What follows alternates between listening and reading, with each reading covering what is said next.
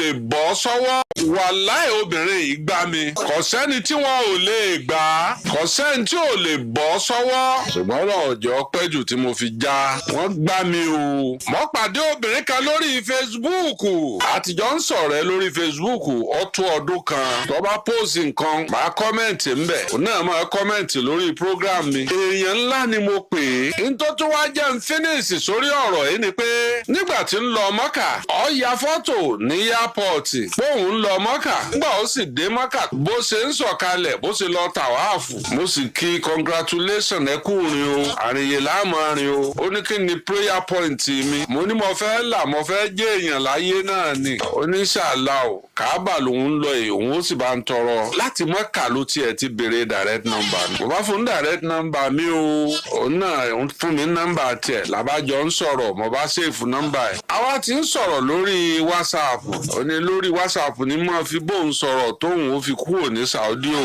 ọ̀tọ̀ o lọ́ba pè mí jọ́ kejì pé Alhaji Kola mo ti bá yín ṣàdúrà yín o tẹ́ ẹ bá fẹ́ mọ tó lè mú ìyàn pa tó bá jẹ́ mùsùlùmí o tẹ́ ẹ bá lọ Mọ́kà tẹ́ ẹ bá pé ẹ bá ra jàlámíà ẹ bá ra fìlà ẹ bá ra nǹkan kan ṣùgbọ́n mo tọrọ fún ọ ní Mọ́kà wàláhì ọ̀tẹ̀ lọ́rùn ju kẹ́ ẹ kówó Mọ́kà fún lọ bá a ṣe dọ̀rẹ́ nù o làbátúnjọ máa sọ̀rọ̀ eléyìí èèyàn gidi ni ó jẹ́ màdáàmù dáadáa yìí ó sì lómi láà dáadáa ẹ kú sí ọ̀rẹ́ o Ọlọ́run ọgbà ní bàádà o mùjísọ̀ Ọlọ́run tí màá rí dídé tó dé lọ́ba ní Alhaji Kola báwo ni iṣẹ́ lè bá mi polówó òtẹ́ẹ̀ mi mo lóòtẹ́ẹ̀ kan lájà ṣẹ́ bá ń polówó ẹ̀ mo ní kí ni mò ń ṣe ní bẹ́ẹ̀ ṣe wá ìgbà wo lẹ fẹ́ wá mo nígbà tẹ́ ẹ bá fẹ́ ń wá ni mà mo tún respect ẹ̀ Ọlọ́run mọ́ fìyà jẹ mí ó ní ọ̀túnla ń kọ́ mo ní mi máìndì èmi ò sì mọ́rọ́ pa ọ̀túnla tí ó wí yẹ ọjọ́ Monday lọ́ba ń sọ̀rọ̀ ọ̀túnla yẹ bọ́ ọjọ́ Wednesday nígbà àwọn ìparí prógráàmù láago 12 láìfù ni mò ń ṣe mo wá ní ó lè tó bí aago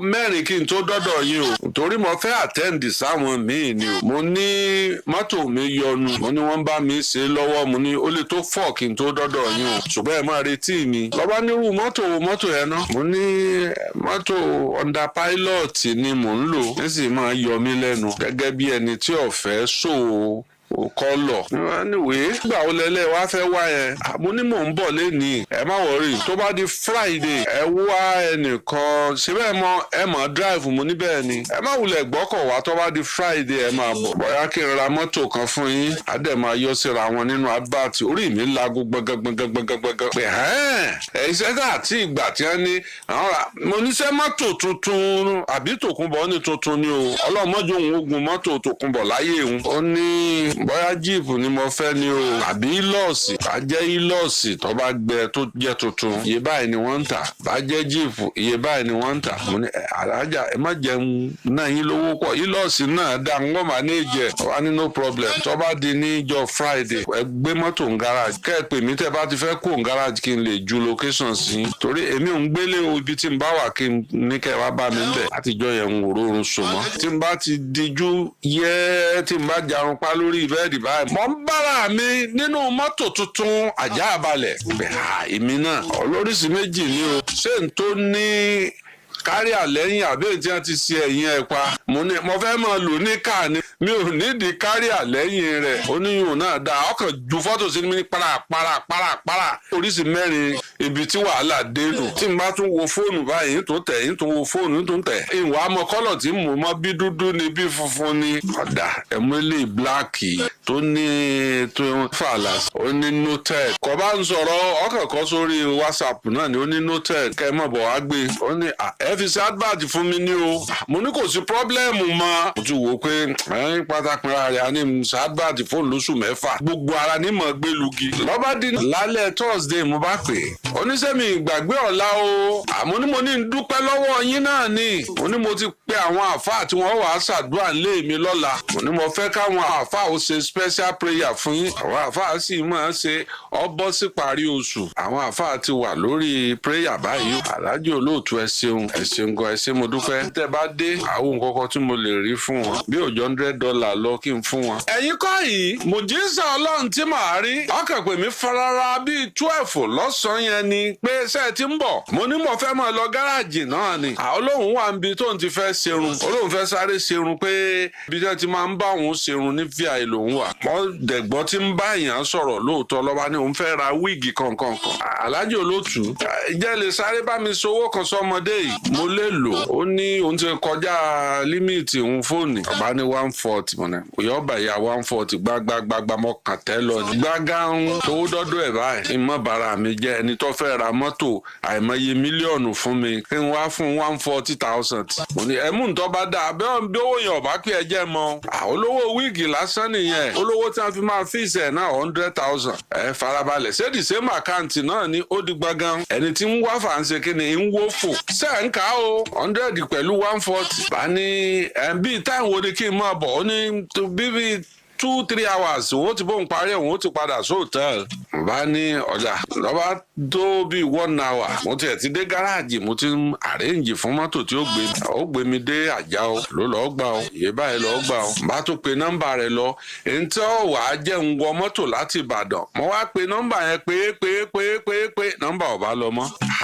Kí ló lè ṣẹlẹ̀ ń tó lóun ń ṣerun 2 hours 3 hours ti pé 4 hours ti pé 5 hours ti pé nígbà tó bí 6 hours sẹ́ẹ̀mọ̀ èmi tó rò mọ́tò yẹn ti mú lára. Bá tó pé gárárá ọkàn gbé ni ẹlú alájì wọ́n mọ̀ sáré pé mi ní ìpara mọ́ mi ò yá.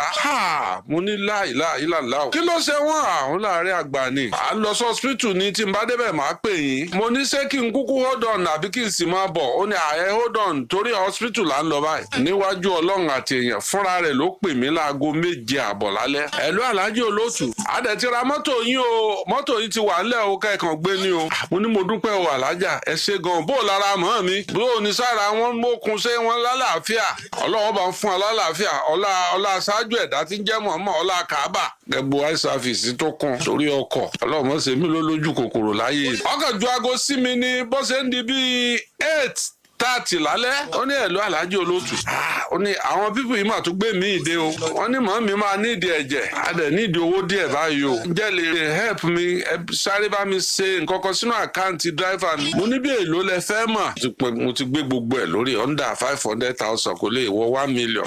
Ó ní ẹ̀jẹ̀ àti gbogbo ẹ ṣáà sẹ́ndì kí lẹ́yìn lè rí ṣe fún mi bẹ́ẹ̀. Mo ní owó pọ̀ lọ́wọ́ èmi náà ṣùgbọ́n ntẹ́ ẹ̀jẹ̀ mọ̀ ó ní 200 ńkọ́. Mo ní àkùnyàn yìí ṣe problem. Mo ń kò tó tẹ̀ gbagangbagan ọba ń pe nọ́mbà láti ìgbà náà nọ́mbà sáà ríǹgì kò gbé. Lọ́ba di déédéé bí aago 12 sáago kan mo bá rí tó ń tọ̀ ń gbé kinní tí máa ń sunkún kinní bèbí tẹ́ ẹ̀ máa gbé tí máa ń sunkún ọba gbé sórí WhatsApp mi. Lọ́ba ní I lost her orí mi laago pé wọ́n lọ ǹjẹ́ àwọn NRC ilé wa kó tún sì mí lè kó báyìí níbi aláàánú ẹ̀ tó fẹ́ ṣe mí láàánú ṣé lásìkò ìlọ́yẹ kí ìyá rẹ̀ ó kú. Ẹ fẹ́ gbọ́ ń tọ́sẹ̀lẹ̀ ẹ fẹ́ gbọ́ pa. Mo pàṣẹ ọfà kì í wọnú àpáta látòní lọ gbogbo ọfà ogun lára rẹ iná Ọlọ́run kò tì í jáde. Olúwa ní kájọ gbàdúrà kí làṣírí ogun tó ń jà ọ́ níbo ló ti dé ṣùgbọ́n síbẹ̀ tí ò sí ọ̀nà àbáyọ. Olúwa ní kájọ gbàdúrà kí lógun tó ń dojúkọ ṣé lórí ọmọ ni lórí iṣẹ́ ni lórí ìwé ìgbélu ni ohunkóhun tó wù kó jẹ́ ogun tó ń dojúkọ. Olúwa ní kájọ gbàdúrà ẹ̀rọ ìbánisọ̀rọ̀ tí wàá fi bá mi sọ̀rọ̀ òun náà ni +234 70 25 47 5427 lẹ́ẹ̀kan sí +234 70 25 47 5427. Láti òní lọ wàá rí ọ̀nà àbáyọ.